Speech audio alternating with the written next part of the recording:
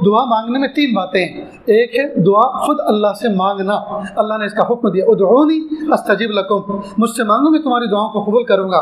दूसरा है किसी से दुआ की दरख्वास्त करना, वक्त के नबी ने अपने सहाबी से दुआ की दरख्वास्त की, लिहाजा हमें भी चाहिए हम उम्मतियों से दुआ की दरख्वास्त करें। और तीसरा है दुआ का लेना, दुआ लेने के लिए किसी का दिल खुश करना पड़ता है। इतनी बात याद रहेगी।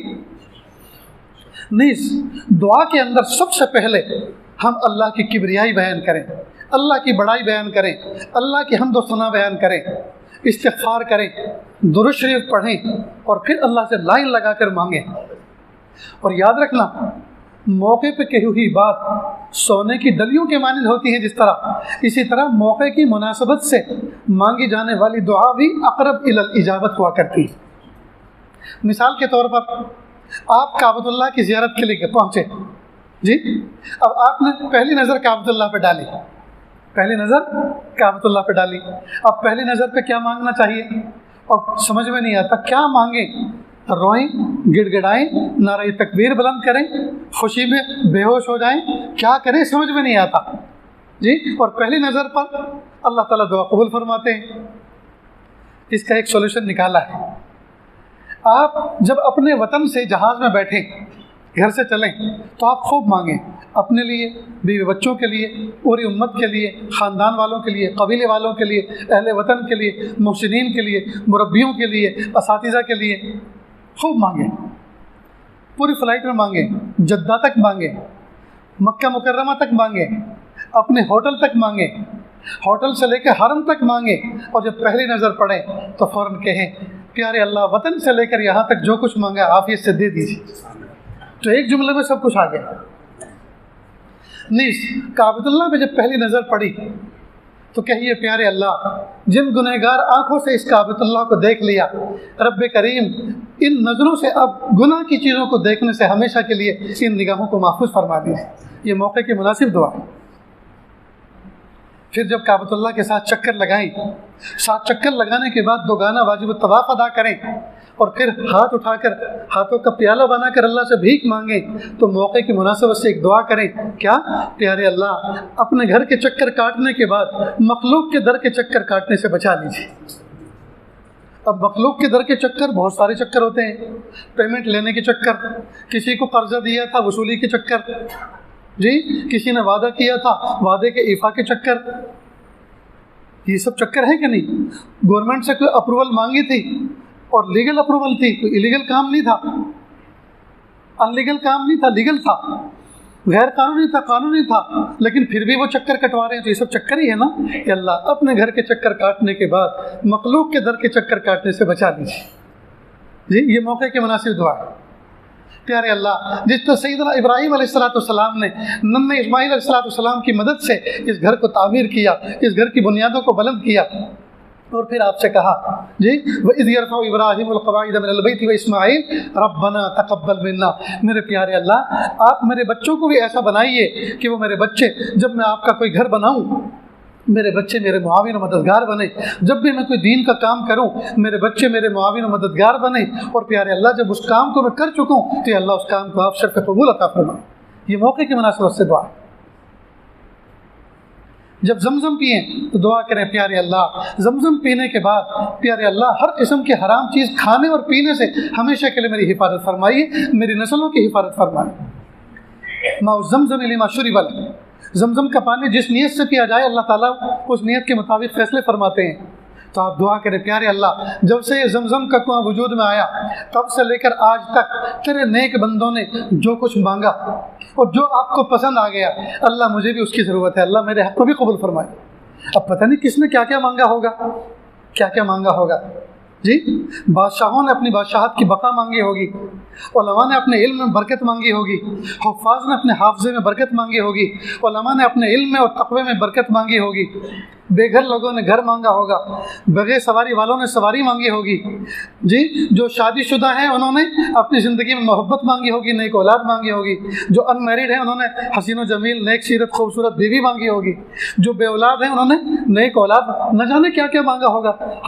हम तो उसका इहाता भी नहीं कर सकते। तो एक जुमले में हम कह सकते हैं, अल्लाह जब से जमजम का कुआं वजूद में आया, जमजम पीते हुए बंदों ने जो कुछ नियतें करी और अच्छी अच्छी दुआएं मांग के जमजम को पिया, मेरे प्यारे अल्लाह जो आपको पसंद आ गई, जो मेरे लायक हैं, मेरे प्यारे अल्लाह वो मेरे हक़ में भी कबूल फरमाए। तो ये है मौके की मुनासबत से दुआ।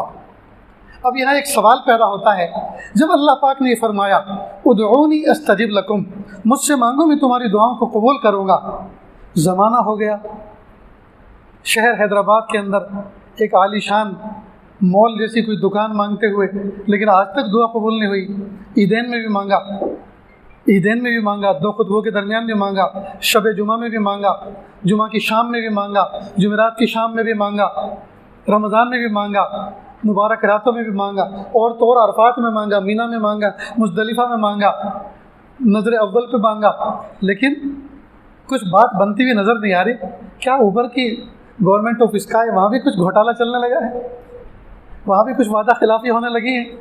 वहाँ भी कुछ झूठे सच्चे वादे होने लगे हैं? अच्छे दिन आएंगे, आते तो हैं नहीं।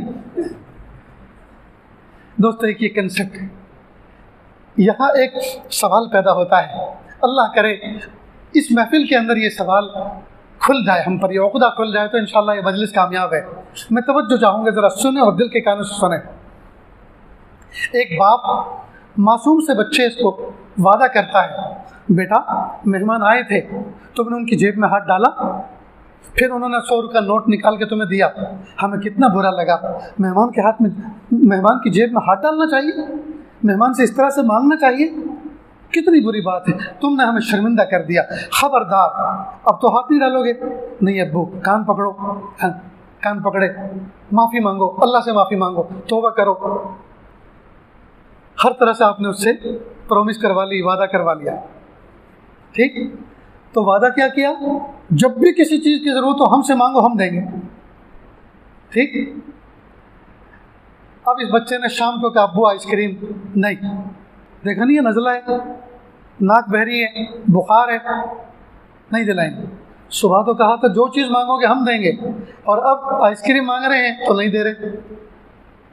एक और मिसाल, आज वादा हो गया बच्चे से, वालिद साहब सफ़र में चले गए, 2 दिन के बाद वापस आए, बच्चे ने देखा अब्बू रात को आए हैं। सुबह बैग खोला तो उसमें बड़ी खूबसूरत एक छुरी नज़र आई, हैंडल भी बहुत खूबसूरत, शार्प, बहुत तेज़ तर्रार एक छुरी थी, बक़रीद की मुनासबत से लाए होंगे। अब बच्चे को छुरी पसंद आई, अब उससे खेल रहा है, माँ ने फ़ौरन हाथ में से ले लिया। अब बच्चा रोना चिल्लाने लगा, बाप नींद में छूटा, क्या बात है, मुर्दे को क्यों रुला रहे? कि छुरी से खेल रहा, हाँ मत दो। देखो कल ही तो वादा किया 2 दिन पहले कि जो चीज़ की ज़रूरत पड़े हमसे मांगो, हम देंगे। आज छुरी अच्छी लग रही है, मांग रहे तो नहीं दे रहे। सच बताओ दोस्तों, रोता हुआ बच्चा जो छुरी मांग रहा है और माँ बाप ने उससे छुरी छीन ली है, तो ये छुरी छीनना जुल्म रहा या इंसाफ?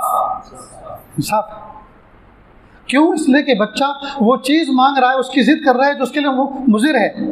ठीक बिल्कुल इसी तरह कई मरतबा बंदा अल्लाह ताला से कोई चीज़ ऐसी मांगता है जो अल्लाह के इल्म में बंदे के हक़ में छुरी से ज़्यादा ख़तरनाक है, लिहाजा अल्लाह नहीं देते। अब सवाल ये पैदा होता है, तो फिर यूँ क्यों कहा उदऊनी अस्तजिब लकुम, मुझसे मांगो मैं दूंगा, जब छुरी हमारे हक़ में ख़तरनाक है, या जो चीज़ हम मांग रहे हैं वो छुरी से ज़्यादा ख़तरनाक है, तो हमसे ये क्यों कहा?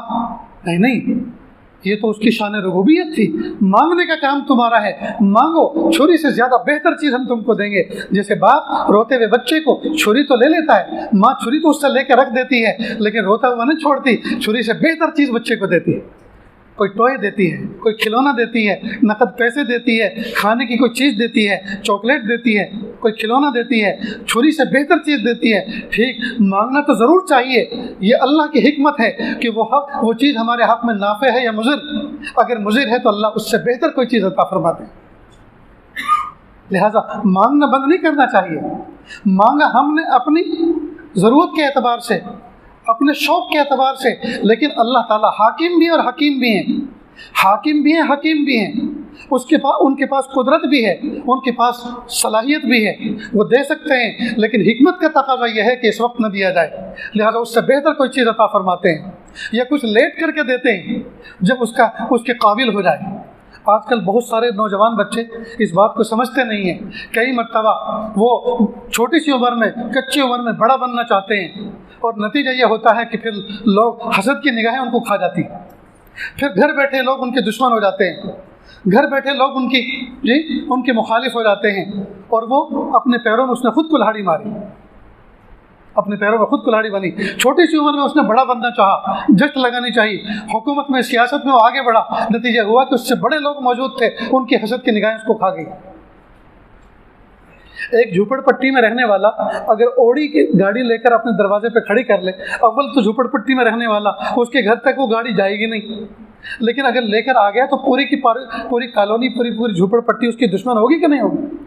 तो क्या ज़रूरत थी ओडी ख़रीदने की या कर्ज पे लेकर आने की, क्या ज़रूरत थी? मालूम हुआ अल्लाह ताला के हर काम में हिकमत है। अब सवाल यही ये पैदा होता है, तो फिर हम दुआ मांगे किस तरह से? हाँ, इस चीज़ को और समझ लें। दुआ इस तरह से मांगे, मेरे प्यारे अल्लाह, शहर हैदराबाद में फ़लाँ जो बिल्डिंग बन रही है, मेरे प्यारे अल्लाह, उसमें मुझे एक फ़्लैट लेना है।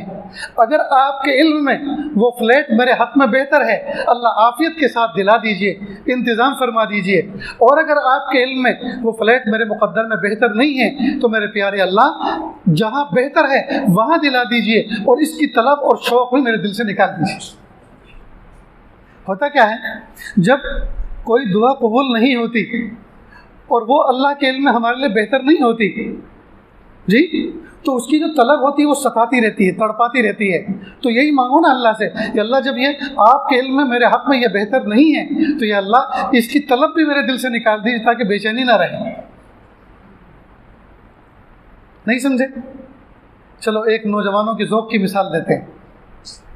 एक नौजवान ने कहीं रिश्तेदारी में पैगाम भेजा शादी का, ख़ानदान में कोई लड़की थी, अब वहाँ पैगाम भेजा और पैगाम में दुआ करके भेजा, प्यारे अल्लाह जी, मुझे वहाँ निकाह करना है, मुझे निकाह करना है, मेरी अम्मी अब्बा मेरी तरफ से पैगाम लेकर गए हैं, अल्लाह कबूल कर लीजिए, अल्लाह कबूल कर लीजिए। अब वहाँ से जवाब आया 9 में। अब परेशान हो गए, अब क्या दुआ करने लगे, प्यारे अल्लाह, अगर मेरी किस्मत में वो नहीं है तो उसको अंधा कर दे, उसको काना कर दे, उसको लंगड़ा कर दे, उसकी कहीं किसी से ना वो तड़प तड़प के मर जाए। भाई किसी की बच्ची के लिए क्या शरीयत इस बात की इजाज़त देती है कि हम इस तरह बद्दुआ करें? वो किसी की आंखों की ठंडक है, कहाँ वो किसी की आंखों की ठंडक है, तो हमारी भी तो है, तभी तो हम मांग रहे थे उसको, मिल क्यों नहीं रही? नहीं, प्यारे नौजवानों, समझा करो बात को, अल्लाह से दुआ करो, मेरे प्यारे अल्लाह, फ़लाँ जगह मैंने मुनासिब समझा है, ये अल्लाह मैं बेहतर समझ रहा हूँ, उसकी साथ ज़िंदगी, उस ख़ानदान वाली लड़की के साथ मेरी ज़िंदगी अच्छी गुजरेगी, अल्लाह अता फरमा। नहीं, ऐसे ना, प्यारे अल्लाह, अगर वो मेरे आपके इल्म में मेरे हक़ में बेहतर है, ये अल्लाह आफ़ियत के साथ इजाबा कबूल करा दीजिए। और अगर आपके इल्म में मेरे हक़ में बेहतर नहीं है, तो या अल्लाह मुझे उससे बेहतर अता फरमा और उसको मुझसे बेहतर अता फरमा, और उसका तलब और शौक़ भी मेरे दिल से निकाल दीजिए। ये है तरतीब। तो ये तरतीब याद रहेगी ना इंशाअल्लाह। ये तरतीब पे सब ना माशाअल्लाह ज़ोरदार, मालूम है ये मिसाल ज़रा फिट बैठी। इस तरह से हम अल्लाह से दुआ मांगने वाले बने जी। और दोस्तों, इस दौर के अंदर हमारे लिए दुआ बेहतरीन ज़रिया है, हर दौर में रहा है, लेकिन इस ज़माने में दोस्तों हमें दुआ बढ़ा देनी चाहिए, दुआ बढ़ा देनी चाहिए।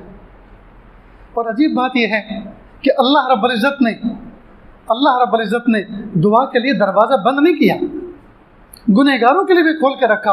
बहुत से गुनहगार ये कहते हैं हम क्योंकि गुनहगार हैं ना इसलिए वो हमारी दुआ सुनते नहीं। नहीं, गुनाह एक डिपार्ट अलग है, एक शोबा अलग है।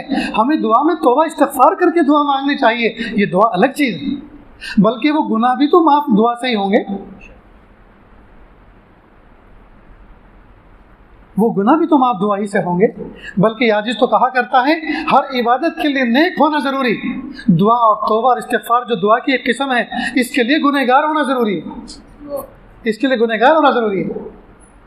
और कुर्बान जाएं। जिस तरह से रेलवे स्टेशनों के ऊपर विंडोज़ बनी होती हैं जी, कि औरतों के लिए, मर्दों के लिए, फ़ौजियों के लिए, अपाहजों के लिए, इसी तरह अल्लाह पाक ने अपने कुर्ब की विंडोज़ बनाई हैं। Window for Salat, window for ज़कात, विंडो फॉर हज उमरा और विंडो फॉर गुनहगार। गुनहगार लोग अपनी फ़ाइल यहाँ से प्रोसेस करें, गुनहगार लोग अपनी फ़ाइल को यहाँ से आगे बढ़ाएँ। अल्लाह अकबर कबीरा। अल्लाह ताला से दुआ है कि अल्लाह रब्बुल इज़्ज़त हमें खूब दुआ मांगने वाला बनाए, दुआओं की हकीकतों को समझने वाला बनाए, और दुआ के लिए जिस तरह से अल्लाह के सामने हमें बैठना चाहिए उस तरह बैठने वाला बनाए। आखिरी बात कह के बात ख़त्म करते हैं। हर दुआ के अंदर हम आखिर में एक बात और कह दिया करें कि अल्लाह ये जो कुछ दुआएँ मांगी हैं आफ़ियत से मेरे हक़ में कबूल फरमाए, आफ़ियत की क़ैद ज़रूर लगाएँ। समझ गए? एक आदमी ने दुआ की कि प्यारे अल्लाह बदनिगाही बहुत होती है, मुझे बचा दीजिए, और आफ़ियत की क़ैद नहीं लगाई। अब किसी की बहू बेटी को घूर के देख रहा था, वो आई और चप्पल निकाल के वहीं बरसरे बाज़ार मारना शुरू किया। अब ज़िल्लत और शर्मिंदगी हुई, एक बाइज़्ज़त ख़ानदान का फ़र्द था, ज़िल्लत रुसवाई तो हुई ना, पूरे महल्ले में पता चल गया, फ़लाँ को जूते लगे। 1 महीने तक ऐसा एहतिकाफ़ किया घर में कि बाहर निकलने का नाम नहीं, शर्मिंदा हुआ। तो गुनाह तो छूट गई, बदनिगाही तो छूट गई, लेकिन बेइज्जती के साथ छूटे। अगर ये दुआ करते प्यारे अल्लाह आफ़ियत के साथ बदनिगाही के गुनाह से बचा लीजिए, अल्लाह ताला दिल के अंदर नफ़रत पैदा कर देते। दूसरी मिसाल, एक आदमी ने दुआ की, प्यारे अल्लाह हेलीकॉप्टर में बैठने को बहुत दिल कर रहा है, बिठाइए ना। अब सैलाब आया जी, सैलाब आया, रेस्क्यू ऑपरेशन हुआ, किसी मंजिल पे फंस गए, चारों तरफ पानी, हेलीकॉप्टर आया, चॉपर आया, उसने बकेट डाली जी और कहा बैठ जाओ, पकड़ लो, बैठ गए, लटक गए, हेलीकॉप्टर में बैठे, लेकिन हसरत के साथ घर को देख रहे हैं, आंसू टप टप गिर रहे हैं। पता नहीं ये घर इस सैलाब में कायम रह भी सकेगा कि नहीं, हो सकता है गिर जाए। अब हेलीकॉप्टर में तो बैठे, हेलीकॉप्टर में बैठने की खुशी नसीब नहीं हो रही, इसलिए कि घर छूटने का गम और टूटने का गम। काश के दुआ करता, प्यारे अल्लाह आफ़ियत के साथ हेलीकॉप्टर बिठाइए, तो हो सकता है किसी MP MLA का दोस्त बनता और वो इलेक्शन के मौके पे कैंपिंग में अपने हेलीकॉप्टर बिठा के लेके जाता, घुमाता। या हो सकता है उसका बेटा कोई MP MLA बन जाता, या वो पायलट बन जाता किसी का, उस मुनासबत से वो कई मतलब अपने वालिद साहब को सैर कराता। तो आफ़ियत मांगनी चाहिए हर दुआ के साथ कि अल्लाह आफ़ियत के साथ ये नेमत अता फरमा, आफ़ियत के साथ इज़्ज़त अता फरमा, आफ़ियत के साथ बिगड़े हुए कामों को बनने का मौका ये अल्लाह आफ़ियत के साथ मुहैया फरमा। तो याद रहेगा ये सबक। अल्लाह ताला कहने सुनने से ज़्यादा अमल की तौफ़ीक़ अता फरमाए। व आखिर दावाना अनिल हम्दुलिल्लाहि रब्बिल आलमीन।